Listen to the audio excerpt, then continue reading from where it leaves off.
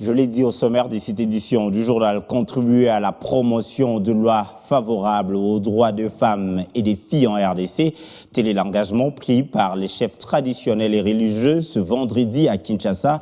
C'était au cours d'une rencontre organisée par le cadre de concertation de la femme congolaise CAFCO sur la lutte contre les violences basées sur les genres. Engagement pris après une séance de partage des textes et des lois spécifiques favorables aux droits des femmes.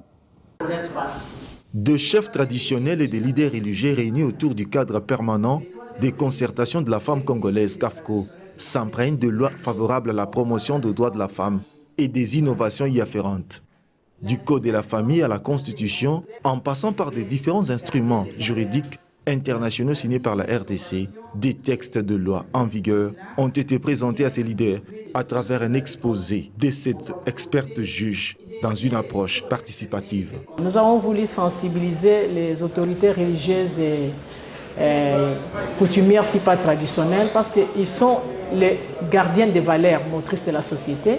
Ce sont eux qui sont tout près de la population. S'ils peuvent aider la République démocratique du Congo en relayant les messages qui sont les innovations que la loi apporte par rapport à certaines discriminations que les femmes ont décriées depuis lors.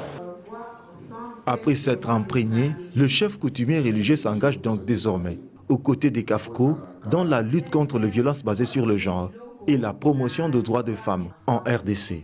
Nous nous engageons à travailler spécialement à l'éradication des mariages des mineurs et de lutter contre les violences basées sur les genres dans nos sociétés. Ce que nous constatons, nous voyons qu'il y a des femmes qui font mieux que les hommes. Donc, nous ne pouvons pas minimiser les femmes parce qu'elles sont femmes. Bien au contraire, quand nous mettons la femme à sa place, elle fait bien son travail, elle contribue mieux aussi à l'épanouissement de la société. Les enseignements que donne CAFCO, moi je milite pour ces enseignements-là aussi dans le cadre de l'Église. Un plaidoyer des CAFCO en vue de leur contribution à la promotion et à la mise en œuvre des droits des femmes au regard de leur statut de gardien de tradition. C'est pourquoi, à travers ces projets, pas d'un peu, mais financés par le gouvernement, nous avons voulu faire ces plaidoyers pour que les chefs religieux, à chaque fois qu'ils sont dans leur culte, ils doivent promouvoir ces droits-là. Ils doivent parler du bien de ces droits-là pour l'émergence de la femme, mais également les chefs traditionnels.